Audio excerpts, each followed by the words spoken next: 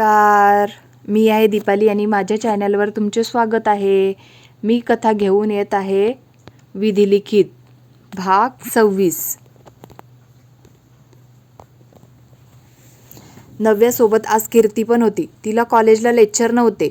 Customer येत होते. नव्याची coffee त्यांना आवडत होती. जेवणाच्या पण ऑर्डर येऊ लागल्या. कोणी पार्सल घेऊन जात होतं. पहिल्याच दिवशी कॉफीला मागणी लागली होती. सार्थक आणि राहुल पोलीस स्टेशनला गेले होते. मधूचा फोटो योगिताजवळ होता, तो पण ते घेऊन गेले होते. पोलीस स्टेशनला पोहोचले. हवालदारने सार्थकला ओळखले. त्याला इन्स्पेक्टर मानेकडे जाऊ दिले.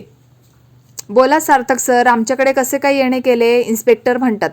तुम्ही आमचे काम करत नाही म्हणून तर आम्हाला यावे लागले, सार्थक म्हणतो. इन्स्पेक्टर काही बोलत नाही. बसा, बोलू आपण, इन्स्पेक्टर म्हणतात. सार्थक त्यांना सगळं सांगतो. मला तो की ती लवकर शोधून द्या. आतापर्यंत माझी बायको गमवायची नाही आहे. तिला कुठं बाहेर जाता येत नाही आहे. तिला सारखं घरात राहावं लागते. माझ्या मुलीला मला घ्यायला सोडायला जायला लागत आहे. माझे काम होत नाहीये. मीटिंग कॅन्सल करावी लागते, सार्थक म्हणतो. मी बघतो, नका काळजी करू. आता मी स्वतः बघतो, इन्स्पेक्टर म्हणतात. लवकर शोधा, आता आम्ही येतो. सार्थक मधूचा फोटो इन्स्पेक्टरला देतो. ही मुलगी मिळाली तर आम्हाला सांगा. तिच्याकडे काम आहे, सार्थक म्हणतो. तिथून निघून जातो. ते दोघं ऑफिसला येतात. सार्थकची मीटिंग असते. तो मीटिंगला निघून जातो. राहुल, त्याला ऑर्डर आल्या असतात, तो त्या पूर्ण करायला निघून जातात. वहिनी बस थोडा वेळ, किती दमली आहे. भाईला समजलं ना तर मला रागवेल, कीर्ती म्हणते. मला कोणी नाही आहे, थोडा वेळ बसते, नव्या म्हणते. वहिनी तुझे केबिनमध्ये बस, तिथं सगळी सोय आहे, कीर्ती म्हणते. नव्या, किती दमली आहे. पहिल्याच दिवशी खूप काम केलं का? एवढा लोड नको घेऊ. तुझ्या हाताखाली माणसं ठेव. तू खूप थकून जाशील, कार्तिक म्हणतो. मी पण तेच सांगत होते. आता वहिनीला कॅबिनमध्ये तुम्ही सोडून या, कीर्ती म्हणते. कीर्तीचं म्हणणं कार्तिकला कसं टाळणार होता. नव्याला घेऊन गेला. केबिनमध्ये छोटीशी रूम होती. तिथं नव्या फ्रेश झाली, बेडवर आडवी झाली. कार्तिक आणि कीर्ती जवळ आला. त्याच्या गप्पा सुरू झाल्या.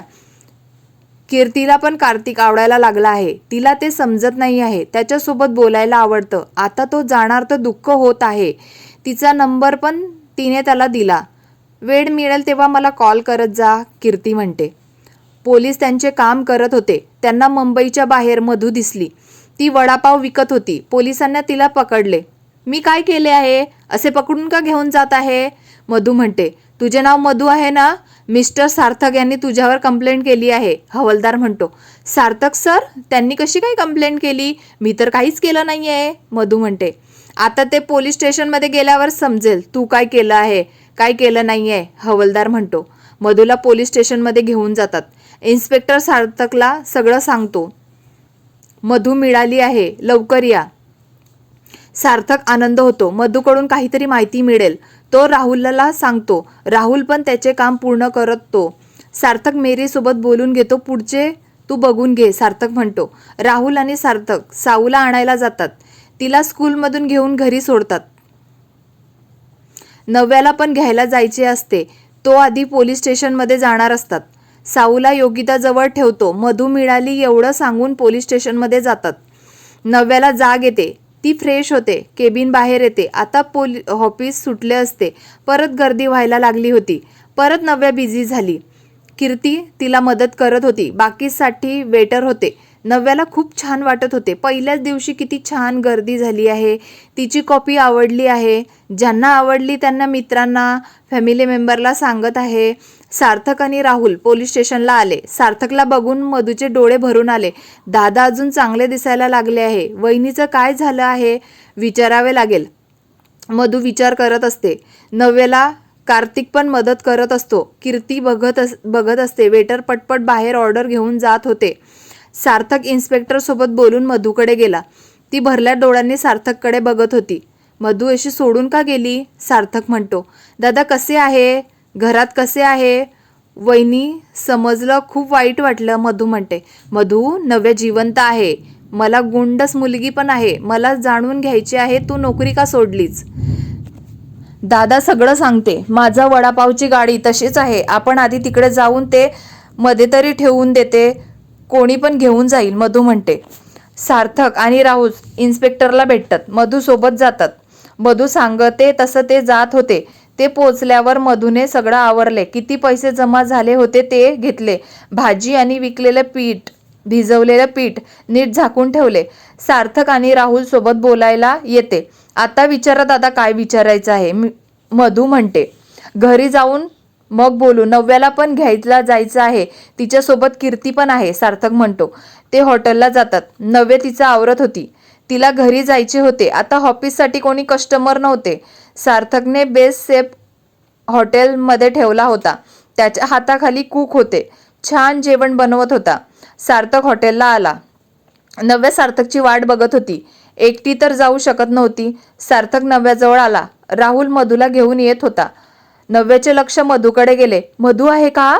नव्या सार्थककडे बघून म्हणत होती. मधूला बघून तिला खूप छान वाटले. मधू, तुझी वहिनी ही बघ आहे ना, तिला काही नाही झाले, सार्थक म्हणतो.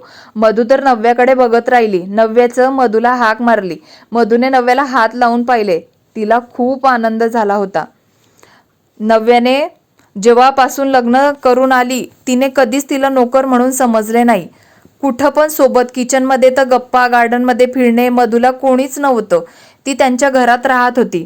तुम्ही आता आमच्या मध्ये नाही राहिल्या. मला वाटले दादा खूप लागलं होते. घरातले सगळे हॉस्पिटलमध्ये होते. कीर्तीताई खूप रडत होत्या. त्यांच्या भाईवर किती जीव होता. तुमचं काही समजलं नाही. तुम्ही आता जिवंत नाही अशी बातमी आली. मी तर खूप घाबरली होती. तुमच्याशिवाय घरात राहावंसं वाटत नव्हतं. तुमच्या आठवणी खूप होत्या, म्हणून तुमची रूम जे सजवली होती ते सगळं काढून टाकले. कोणाला काहीच समजू नाही म्हणून तिथून निघून गेली. सगळं सामान पण घेऊन गेली. अजून पण माझ्याकडे सगळं आहे, मधू म्हणते. तुझ्याकडे सगळं आहे ना, मला बघायचं आहे तुम्ही काय काय घेतलं होतं, सार्थक म्हणतो. दादा सगळं देईल, मी सगळं जपून ठेवलं आहे. बाकी कसे आहे? मधू विचारत होती. सगळे खूप छान आहे, नव्या म्हणते. आता घरी जाऊ, साऊ तुझी वाट बघत असेल, तिला तसंच सोडून आलो, सार्थक म्हणतो. आता मधुताई कुठं जायचं नाही, वहिनी परत आली आहे, तिच्यासोबत राहायचे. आपल्याला हॉटेलचं तुझं वडापाव विकायचे, आम्हाला पण द्यायचा, राहुल म्हणतो. हो करेल, वहिनी सोबत पण राहील. मला काहीतरी सांगायचे आहे, सार्थक दादा, तुम्हाला मारायचा प्लॅन होता, तो फसला होता, मधू म्हणते. तू काय बोलत आहे? सार्थकला कोण मारणार आहे? नव्याने घाबरत म्हटले. वहिनी तू तर मजा करत होती, कोणी नाही मारणार, मधू खोटं हसत म्हणते. मधू, काहीतरी माहिती आहे, सार्थकला समजलं. आता आपण घरी जाऊ, मॉम तुला बघून खूप खुश होईल, सार्थक म्हणतो. राहुलच्या पण डोक्यात चालू होतं, मधू ताईला काहीतरी माहिती असणार, राहुल मनात म्हणतो. घरी जायला निघतात. कीर्ती मध्ये असते, तिला पण बोलवतात. तिला मधूला बघून खूप आनंद होतो. त्यांच्या घरची नोकर नाही, घरातलाच मेंबर आहे असे तिच्यासोबत वागत होते. गाडीत पण गप्प बसले नव्हते, बडबड चालूच होती. बॉस ती आली परत, सार्थकने तिला शोधले आहे. त्या मॅमला पण सगळं आठवायला लागले आहे, पक्या म्हणतो. मला त्या सार्थकच्या घरी जावे लागेल, नव्याला भेटावे लागेल, बघू त्या सार्थकला काय काय समजले आहे.